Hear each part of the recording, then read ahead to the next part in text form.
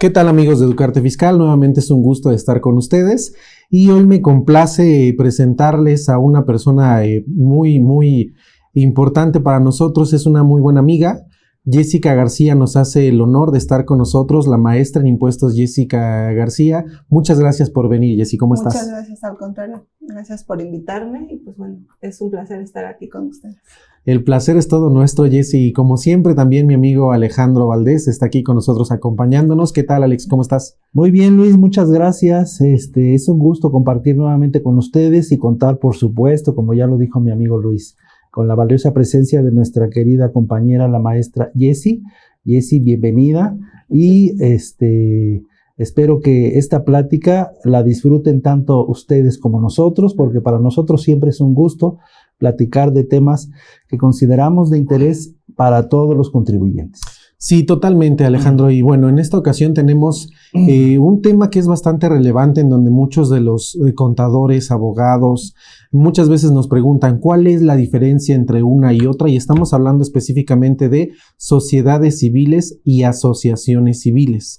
Como el mismo nombre nos indica, son sociedades y asociaciones civiles. Al ser civil, obviamente están reguladas por el Código Civil Federal, pero esto no implica que sea la única regulación, porque recordemos que el Código Civil, aparte de ser federal, también hay en cada una de las entidades, por lo que tendríamos 32 diferentes códigos civiles, dependiendo de la entidad en la que nosotros estemos, la que nos va a estar regulando. Entonces, en ese sentido, para empezar, Jessy, Alex, ¿qué podríamos comenzar a decir sobre estas dos tipos de entidades? Digo, primero, de manera inicial, tenemos el artículo 79, que es donde emana y nos dice las asociaciones y sociedades civiles. Tenemos que identificar si estamos en el título 3 y en el título 2 o en el título 2. Pero bueno, te escucho, Jessy.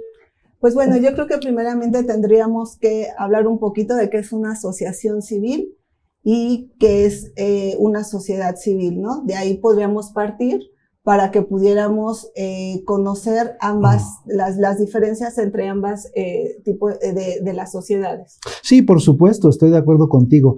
De entrada pensaríamos sociedad civil, asociación civil, pues como que viene siendo casi lo mismo, se parecen. ¿no? Se parecen, pero evidentemente no es lo mismo. Si no, no tendría ninguna razón de ser que hubiera la reglamentación que comentas en el Código Civil Federal y en los estatales que ya hiciste mención.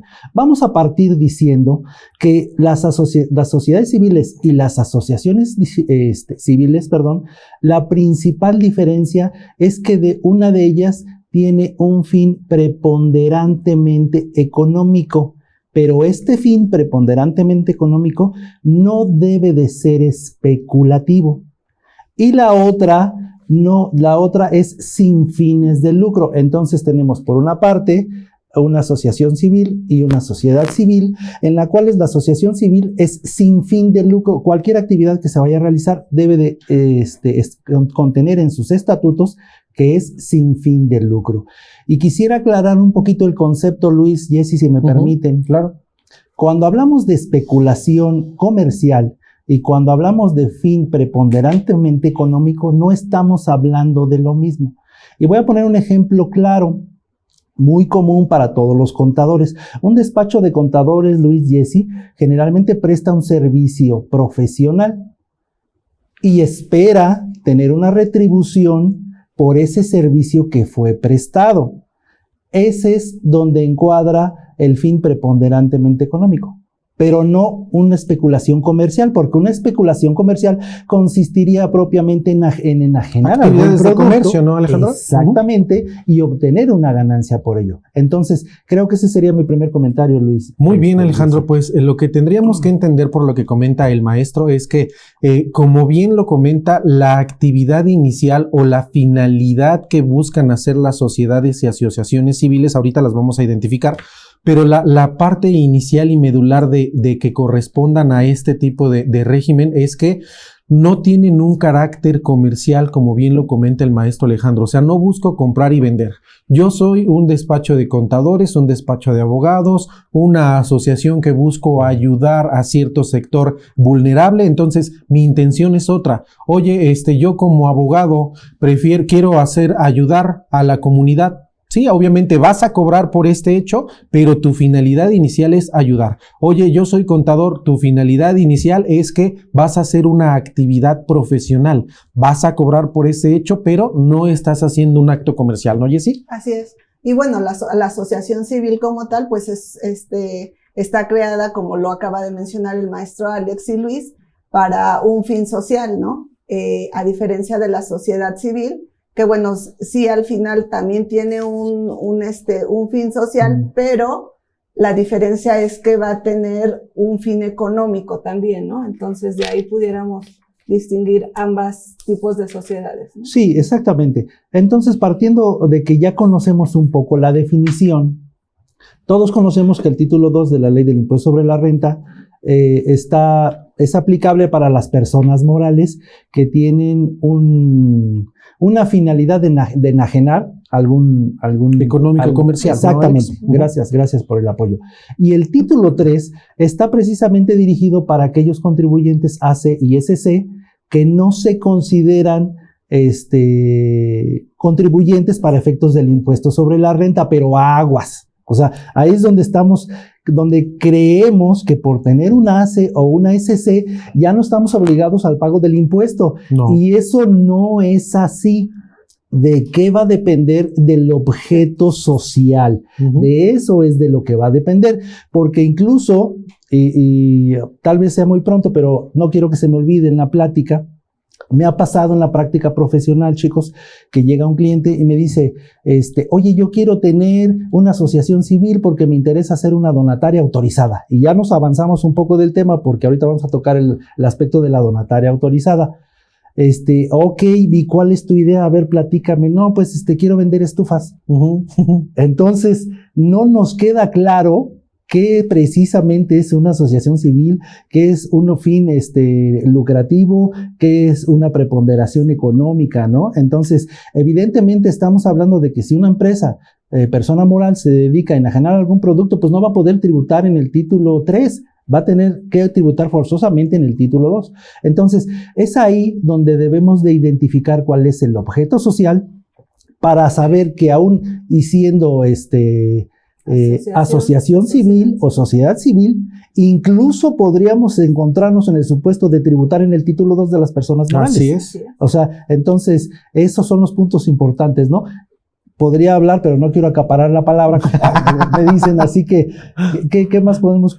¿Cuál sería el objeto que diferenciaría eso, no? Lo que comentábamos al principio, ya va armando Alejandro el rompecabezas. Entonces, primero, ¿cuál actividad voy a realizar? Si es con fines lucrativos, en el título 2, si son fines no lucrativos, en el título 3, y obviamente el objeto con el que yo me doy de alta ante el fedatario público va a determinar si puedo ser del título 2 o del título 3.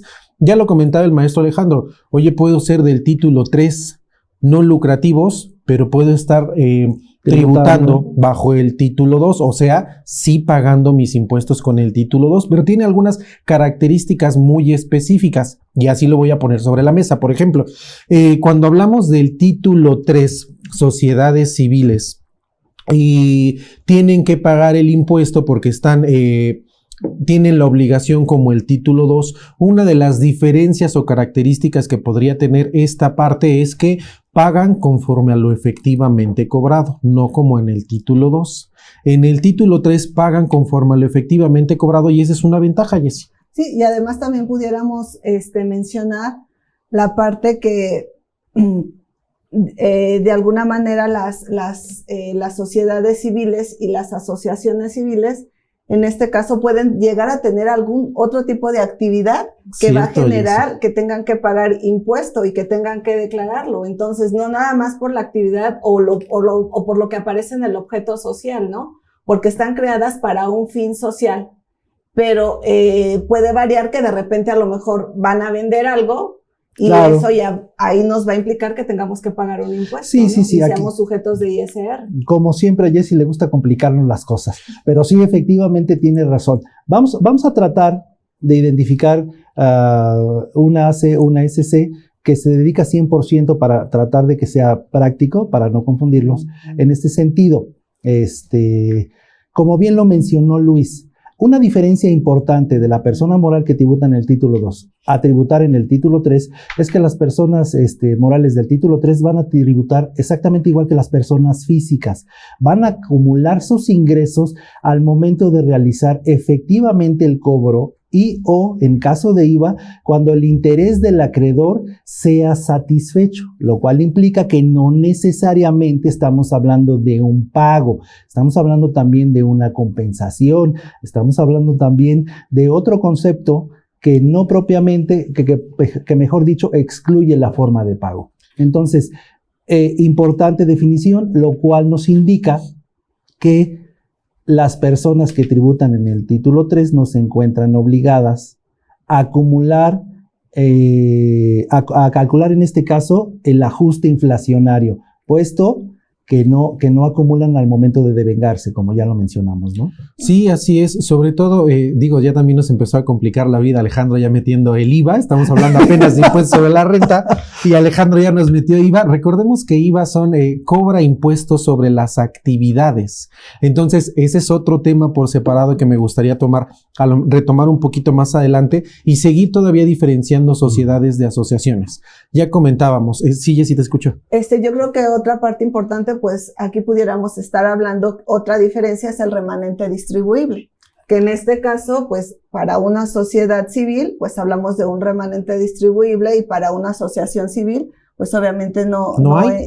Entonces ahí pues tenemos esa diferencia, ¿no? Sí, entre una y otra. Es una diferencia muy importante, Jessy, y fíjate que muchas veces no lo entendemos, pero es totalmente lógico, porque una sociedad civil, obviamente ya lo dijimos, no busca finalidad de lucro, pero sí va a tener un cobro por sus servicios, claro. O sea, sí tiene dinero.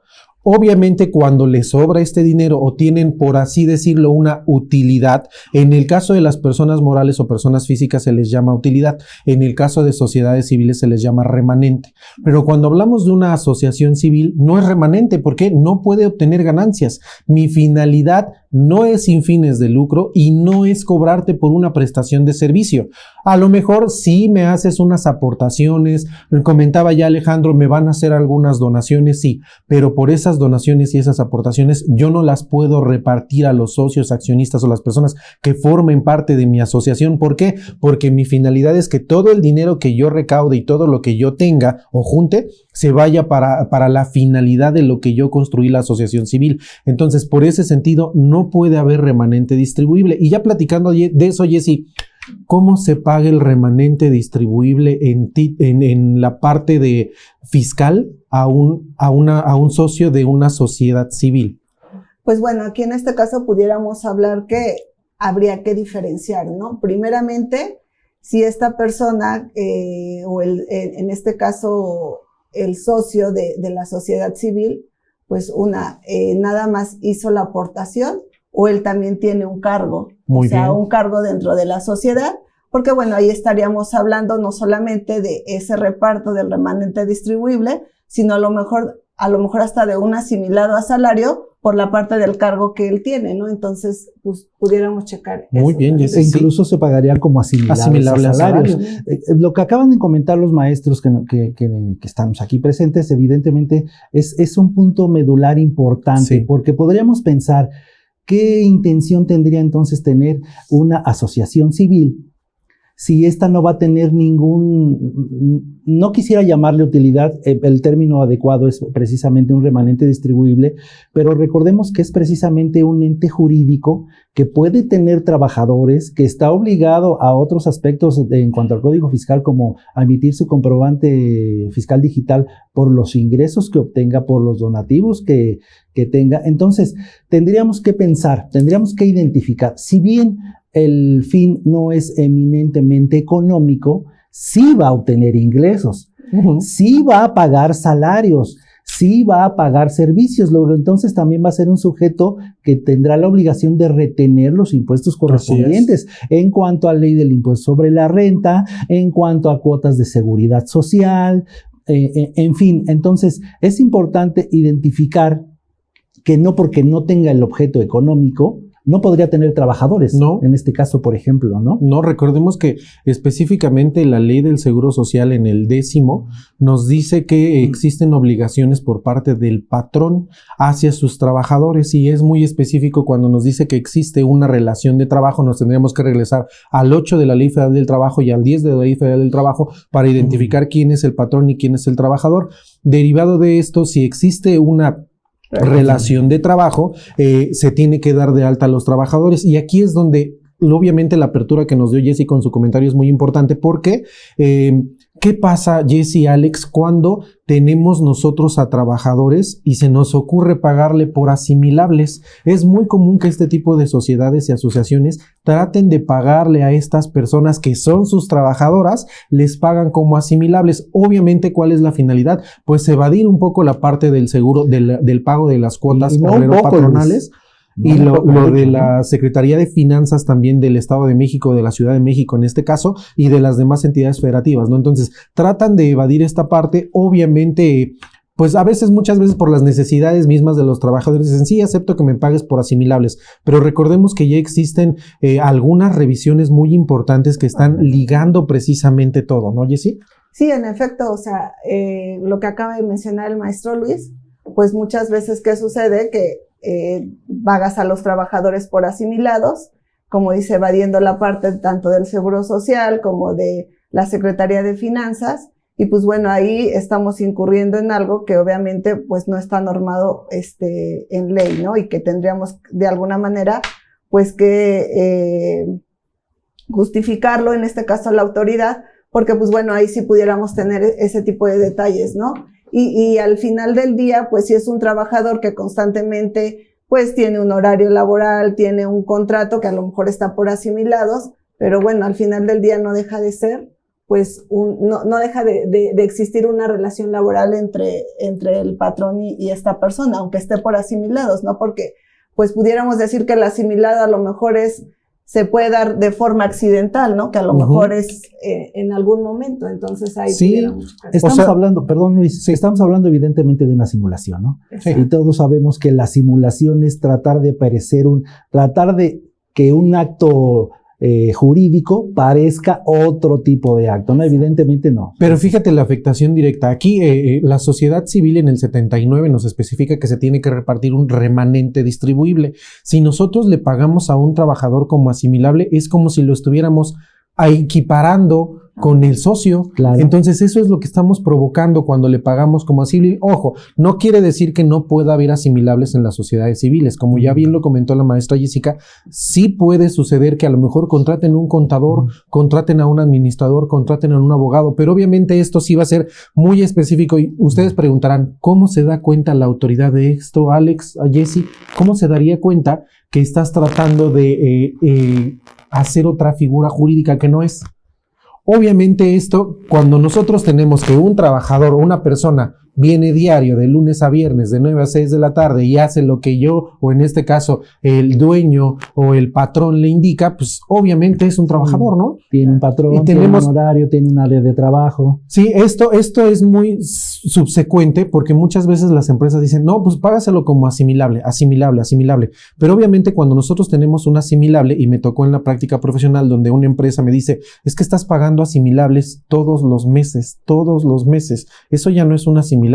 Tiene un horario específico en ciertos días específicos, y alguna vez me preguntaban, oye, ¿una escuela podría ser una asociación civil? Obviamente, en este caso, pues sí puede ser una asociación civil, ¿no? Si logra, obviamente, y pasamos a la parte de las donatarias que comentaba el maestro Alejandro, si esta escuela logra que le den el permiso de ser una donataria autorizada, sin ningún problema, ¿no, Alex? Sí, bueno, recordemos que las asociaciones civiles pueden o no ser donatarias autorizadas. Sí, o sea, no es estrictamente necesario. Estrictamente que todas las ACE sean donatarias autorizadas. Aparte que requieren el permiso. Correcto. Exactamente.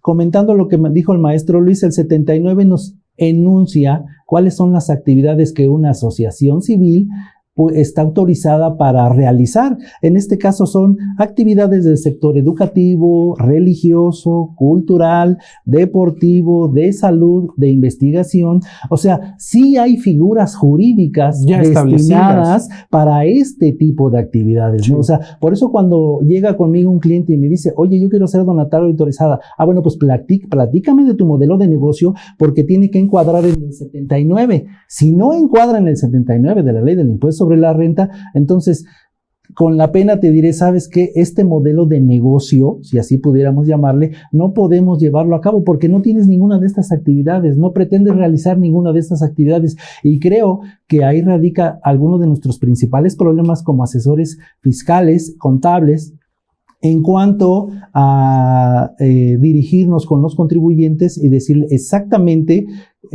cuál es el modelo de negocio que pretendes establecer, ¿no? Porque entonces no tiene razón de ser ni siquiera tratar de ser una donataria autorizada, que ya veremos los requisitos que se requieren para esto en cuanto a que pueda recibir donativos, ¿no? Porque aparte tiene muchas obligaciones que deben de considerarse, ¿no? No, y ya existen muchas limitantes, ¿sabes? Sí, justo así. De hecho, bueno, tenemos que ir a un corte a este tiempo, amigos. Entonces regresamos en un momento para seguir hablando de donatarias autorizadas. No se vayan. Para quienes gustan del chismecito fiscal, ahora estamos en Spotify. No te pierdas ninguno de nuestros podcasts. Búscanos como IMEFI TV.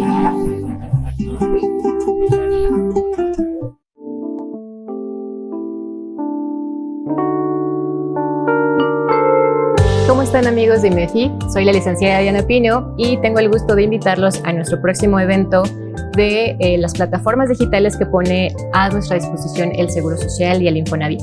En este curso la idea es que nosotros podamos ver de manera práctica cómo utilizar tanto nuestro SUA, el ITSE, el CIPARE, y también podamos reconocer cómo es que dentro de las emisiones mensuales y bimestrales que nos arrojan estos institutos, yo pueda tener una conciliación de la información a demostrar y de la obligatoriedad que tengo para poder hacer el pago de manera oportuna. Vamos a estar viendo también ciertos temas más especializados, como es el uso del IXOE y del CISUB, a efectos de que podamos cumplir también con el envío de estas informativas cuatrimestrales. Entonces, ¿te parece si regreso contigo, Jessy? ¿De qué quieres hablar? Es que me dice que tiene ideas y como hablamos... No, está bien, es que ¿sabes qué? Es que tú eres la invitada en teoría, que tendríamos que estar aquí. Sí. Pero en teoría no, o sea, en la práctica. Espero contar con su... Pero entonces dime, ahorita, sí, Jessy, entonces... Sí, vamos con lo que tú digas. Directamente a través de las páginas ¿Quieres agua, Jessy? de internet del instituto para que puedan tener todo el tema a la mano. Muchas gracias.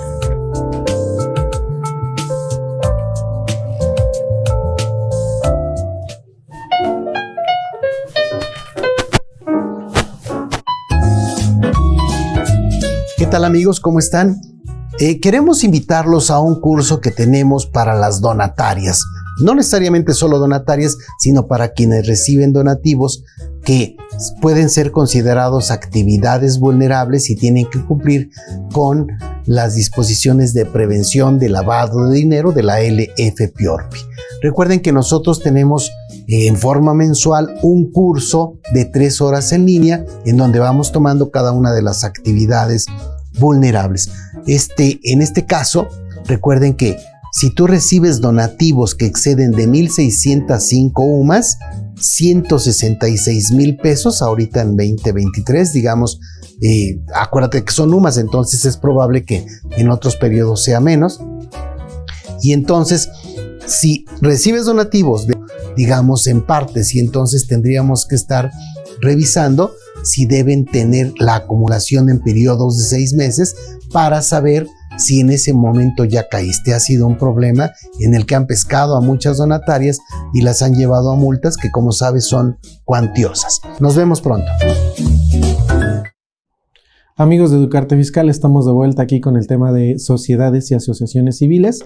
Y antes del corte estábamos platicando también de el remanente distribuible. Ya decíamos que las sociedades civiles, tienen la obligación de cuando les queda cierta cantidad, es como hablar de un tipo utilidad de este tipo de sociedades, tienen un remanente, se le conoce como remanente distribuible, así lo marca la ley en el 79, y específicamente cuando nosotros somos socios y al mismo tiempo trabajadores, tenemos una obligación en este sentido. Ya lo comentábamos también que la ley del Seguro Social nos especifica que al final viene siendo un trabajador, ¿no, Jessy? Así es, sí, pues aquí ya cuando la empresa, o bueno, en este caso la sociedad civil, dentro de su objeto social establece que además de que, bueno, son socios, pues igual van a tener un cargo dentro de la empresa, pues ahí estaríamos obligados, porque van a recibir la parte del remanente distribuible y adicional, pues, el sueldo por concepto del cargo que manejan dentro de la sociedad, ¿no? O sea, que son cosas que, pues, se van complementando, porque, pues, sería injusto decir, pues, bueno, yo soy socio de la sociedad, pero, pues, nada más me van a dar mi remanente, pero adicional a eso, pues, también estoy desempeñando una función, ¿no? Exactamente, ¿no? Que completamente diferente a los que sí tienen la calidad de trabajadores, como pudieran ser secretarias, como pudieran ser personal de limpieza. Pero fíjate, Alex, Jessy, les voy a platicar una parte que me pasó en lo profesional. Tengo una escuela, precisamente es una sociedad civil, y una de las socias está trabajando como tal, como maestra. Y pues obviamente nosotros no la teníamos dada de alta porque es administradora. Si nosotros platicamos obviamente del 128 de la Ley Federal del Trabajo, que me dice quiénes no forman parte de la PTU y por qué no forman parte de la PTU, porque tienen condiciones o características diferentes. En este caso, por ser socio y ser el administrador único de la empresa, pues obviamente no se le tendría que dar de alta. Y esto igual, si nosotros lo vemos en el sentido general, pues es como si, ¿cuándo existe la relación laboral? Cuando un patrón o un trabajador como tal recibe las órdenes del patrón. En este caso, al ser el administrador único, cuando tenemos una persona moral, el espacio jurídico de la persona moral está representado por una persona física que es el administrador único. En otras palabras, el administrador único es la voz de la persona moral. Entonces, si yo soy el administrador único, no me puedo dar órdenes a mí mismo, ¿están de acuerdo? Sí, evidentemente no. Pero sí habrá trabajadores que tengan ella. No, en este caso no. Como bien lo mencionas, si quisiéramos asegurarla, pues evidentemente no califica para ser trabajadora. Exacto. Porque tiene la misma figura. O sea, ella misma es trabajadora y ella misma es patrón. No me puedo mandar a mí mismo. Pero que no caigamos... Lo que yo quisiera nada más puntualizar es que no debemos malinterpretar en este sentido de que sí hay trabajadores que tienen la calificación de ser trabajadores. Me refería a secretarias, por ejemplo. No, sí, eso sin problema, ¿no? Cuando la idea es todos los trabajadores los vamos a meter como asimilados, ahí es donde ya se está... No, estoy con el ejemplo, Alex, de esta persona, Jessica. Pero, por ejemplo, si pudiéramos tener gente que está dentro de la sociedad o que son socios, pero que tienen un cargo a su vez. O sea, y al final del día, pues tendrías que darlo de alta en el Seguro Social. Darlo de alta o pagarle por asimilado a salario.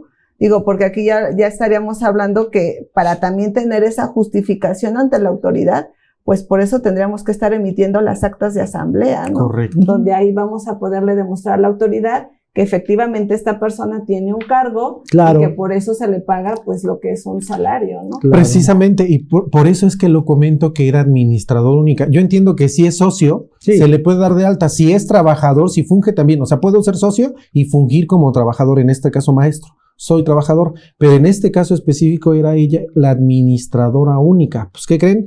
Que llega el Seguro Social y nos dice, oye, acabo de identificar que tienes más trabajadores de los que tú me estás asegurando. Sí, mira, tengo 5, pero tú tienes 6 grados y tu maestro pues es que es el administrador único, no lo tengo que dar de alta. No, sí, porque funge como trabajador. Pues nos hizo que se le diera de alta a esta persona, de lo contrario nos iban a multar.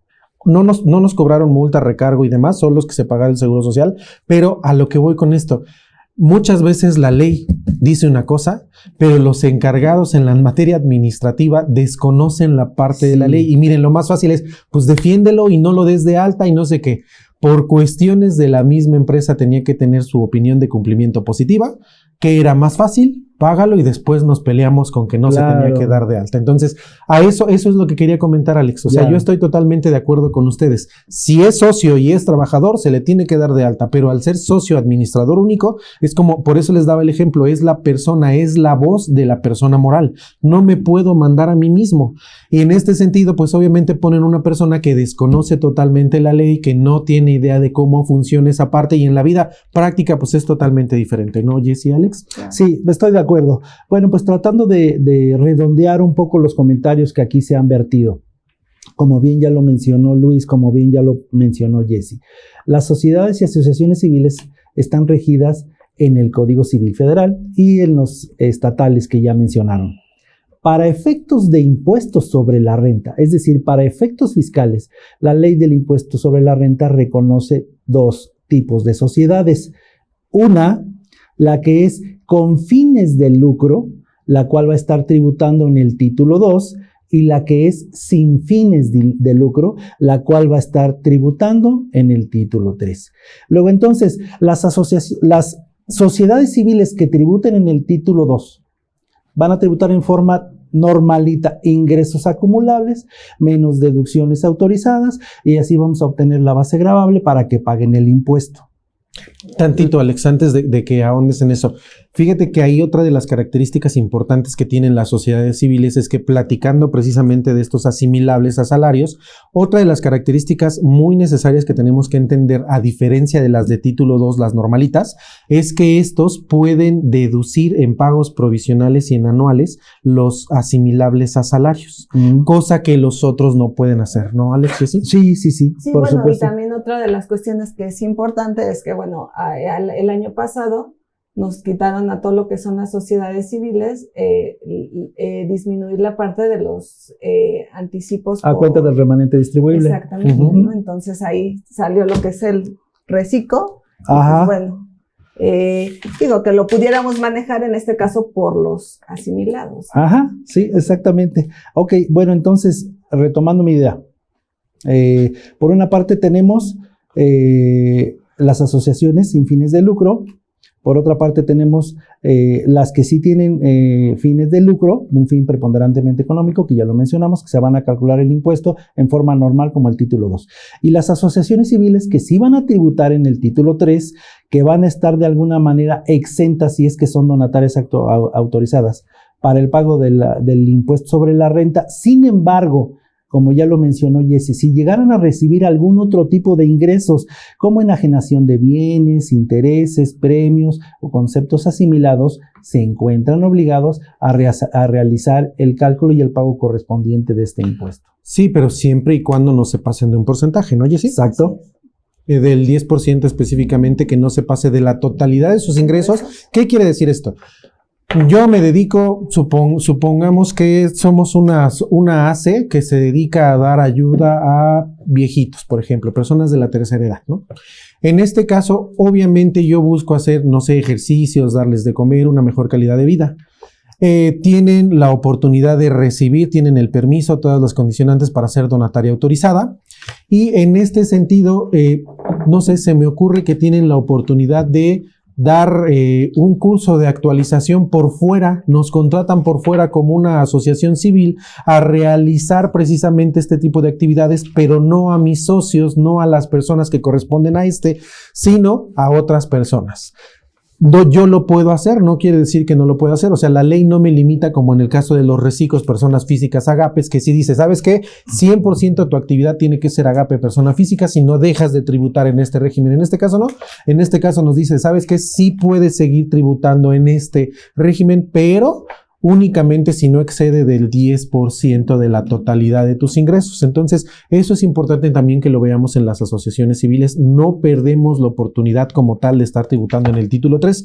¿Cuál sería la ventaja de estar tributando en este título? Ya lo comentó el maestro Alejandro, ya lo ha comentado también la maestra Jessica, es que no seríamos objeto del impuesto sobre la renta. ¿No, Jessy? Así es, en efecto, como acaba de mencionar el maestro Luis, pues no somos sujetos de ISR, todas las personas morales que tributan en el título 3 de la ley del ISR, Y pues bueno, aquí también otra parte que también pudiera mencionar Luis y Alex es ahorita retomando el tema de cómo podemos pagarle a los socios, pues también pudiéramos manejar a lo mejor, pues no solamente por un asimilados, ¿no? O sea, a lo mejor registrar una marca o registrar Muy bien, ya dando estrategias fiscales la maestra Jessie, muy bien. Entonces ahí, pues bueno, los socios, pues ellos lo registran a su nombre. Esos ya se cobran, pues, bueno, Jessie.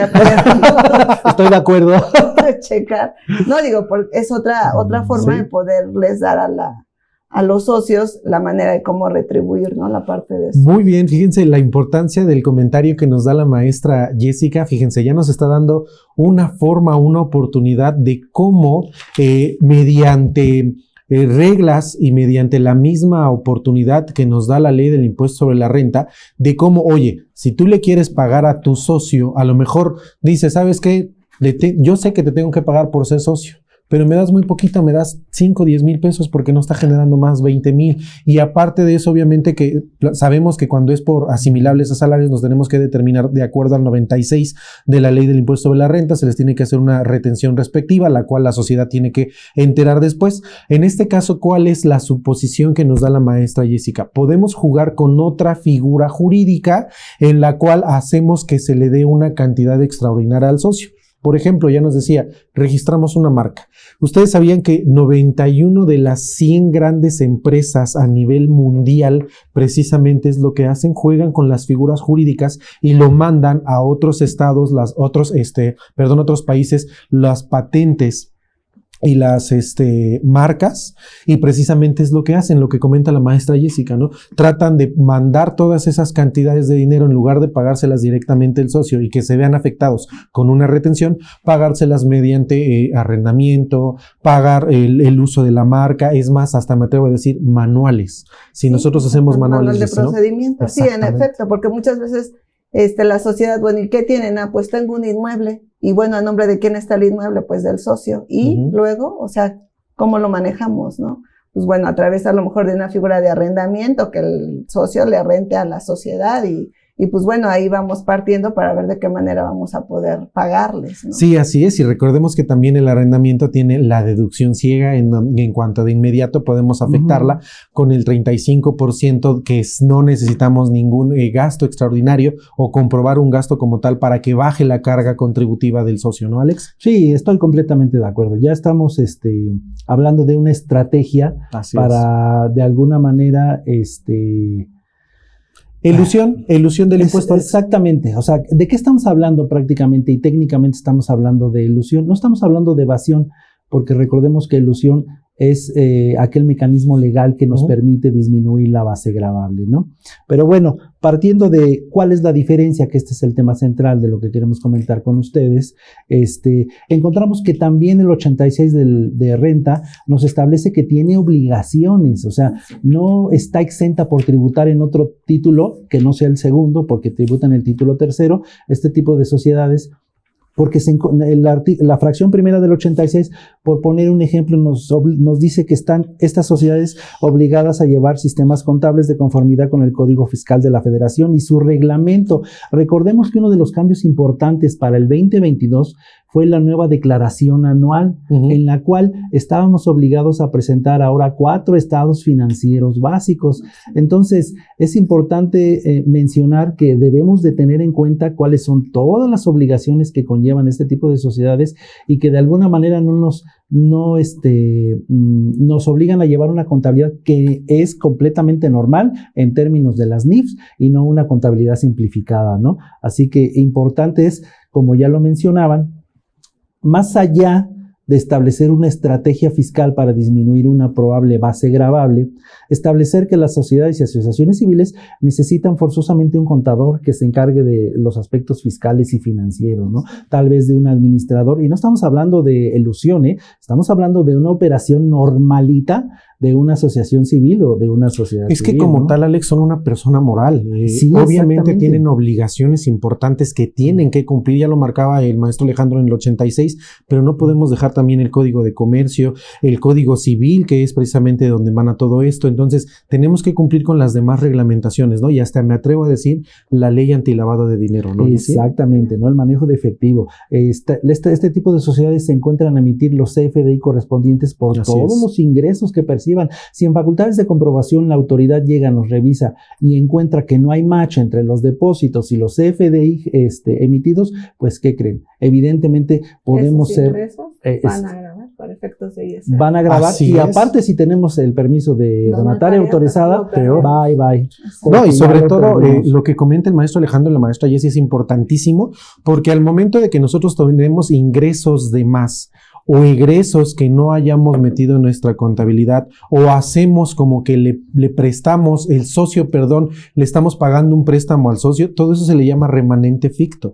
Y obviamente al ser un remanente ficto, tiene las facultades de que se le cobre como el 96 y obviamente se tienen que pagar esas retenciones. Entonces, de ahí es donde cobra la importancia. Y ya lo comentaba también el maestro Alejandro, si es una donataria autorizada, mucho peor, ¿no? No, y además de que pierde el permiso. Exacto. O sea, existe algo que está más delicado. O sea, pierde el permiso y sus activos se los tendría que donar a otra donataria. Esa es otra de las condicionantes que tienen ahorita. Miren, realmente están así las donatarias autorizadas. Tienen que presentar su declaración anual. Ahora que tembló también tenían que presentar de forma cuatrimestral un reporte en donde decían las fallas que tuvieron. Ahora con COVID también. Y fíjense, lo peor de todo esto es que las donatarias autorizadas no les llega como tal, no tienen un apartado en la plataforma del SAT, no tienen como tal en la ley, oye, tienes que presentar si hay un suceso, como ahorita, por ejemplo, podríamos hablar del 73 del Código Fiscal de la Federación, el cual nos dice que si nosotros no cumplimos con nuestras obligaciones fiscales, nos vamos a hacer acreedores con una multa, a excepción si lo hacemos antes de que la autoridad nos lo solicite, o bien en caso fortuito o de fuerza mayor. Entonces, obviamente, ahorita que está muy de moda el Popocatépetl, esta podría ser una parte, ¿no?, que nosotros podríamos utilizar a nuestro favor. O sea, sí nos lo marca, pero en el caso de las donatarias autorizadas, no nos dice, oye, si sucede esto. Entonces tenemos que estar cazando todo el tiempo la plataforma del SAT para poder hacer frente a estas obligaciones que nos marca de último momento. Y ya no hablar que la falta de presentación de pagos provisionales te implica la restricción temporal del sello digital, 17 ¿no? HBIS. O sea, entonces, por todos lados estamos... No diría que fritos, más bien diría estamos fiscalizados, en el sentido de que cuando en la vida profesional, cuando personas se han acercado a su servidor con la intención de conseguir la figura de una donataria autorizada, tienen una idea muy vaga de lo que se necesita, de lo que se requiere, ¿no? Porque sobre todo, no sé, a lo mejor alguna persona se acerca a mí y me dice, oye, yo quiero hacer una fundación para recabar alimento para mascotas, ¿no? Entonces, implica forzosamente una inversión que a veces los mismos socios no tienen. Entonces, siempre es un interés y el tiempo aquí se pasa muy rápido. Sí, justo a eso iba, Alex, ya te estás pasando al tema del próximo programa. Pero bueno, por cuestiones de tiempo... Por cuestiones de tiempo, tenemos que finalizar nuestra transmisión el día de hoy. Jessie, tus últimas aportaciones acerca del tema, recomendaciones que nos puedas hacer acerca de sociedades civiles y asociaciones civiles. Pues bueno, como lo mencionamos hace unos minutos, pues importante identificar desde el objeto social qué tipo de sociedad es, porque desde ahí parte todo, como lo mencionó el maestro Alex y el maestro Luis, bajo qué régimen vamos a estar, si en el título 2 o en el título 3, y de ahí pues vamos a partir con todas las obligaciones que pudiéramos tener, ¿no? Entonces sí es importante tener muy identificado el tipo de sociedad, el objeto social, para que no caigamos en errores que, pues bueno, al rato pues podamos tener más complicaciones, ¿no?, por parte de la autoridad. Sí, muy cierto, Jessie. Tus últimas palabras, Alex, antes de que nos lleve el SAT. Sabía que lo ibas a decir. Pues bien, agradecerles por supuesto su presencia. Para nosotros siempre es un gusto poder compartir con ustedes las ideas que tenemos acerca de los asuntos fiscales. Es importante conocer, identificar que los tipos de sociedades pueden tener fines lucrativos o sin fines lucrativos. De ahí partir para poder establecer un plan de negocios, si así pudiéramos llevarlo mejor, un plan de trabajo a efecto de poder tributar de manera correcta con nuestras obligaciones fiscales. Mi nombre, Alejandro Valdés Ledesma, servidor. A mí me encuentran en alejandrovaldez@valdesiasoc.com. Un gusto estar con ustedes y hasta la próxima. Muchísimas gracias, Alejandro. Y Jessy, no me resta más que agradecerte tu presencia. La verdad es que fue muy grato tenerte aquí con nosotros. Te esperamos para el próximo programa, por supuesto. Y no seas malita, regálame tus datos de contacto, por favor. contadores@ggm.com.mx. Y bueno, para mí es un gusto poder estar aquí con ustedes. Gracias. Pues muchas gracias por su atención y así es como llegamos al final de esta emisión. No se pierdan el próximo programa. Estaremos hablando específicamente de donatarias autorizadas. Hasta luego.